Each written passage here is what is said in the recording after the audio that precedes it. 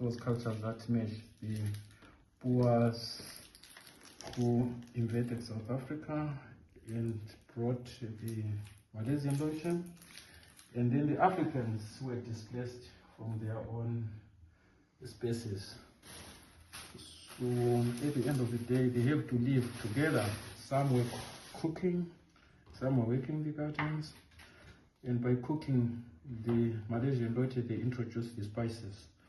Like all the spices that we have, they come from Asia. Mm-hmm. That's why the East African company, Dutch East India Company, colonized Asia because they wanted spices. Mm-hmm. So when they colonized South Africa, they of course brought those cooks from Asia to cook for them in South Africa. And they brought the cooking culture into South Africa. Of course, in South Africa, the Africans have their own way of cooking. For instance, Biltong. Biltong is a black South African's food, not food, but it's a snack, because they collected the salt from the Kalahari Desert, and they hunted animal meat, wild meat, that's game meat, and they had to put a lot of salt in order to conserve it.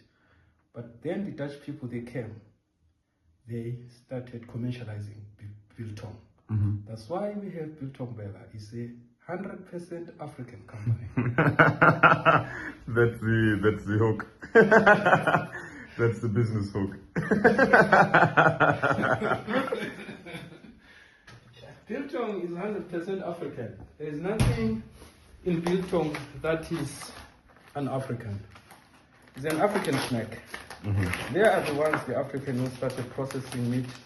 Because during hunting season, when there was a lot of game, there was a lot of meat, and in order to keep this meat, to eat it in a time when there was no meat, it was to dry it. And drying meat, the process was to put it in salt to conserve it, mm-hmm. and to keep the flies away also, so that it doesn't rot. You can take it back. You can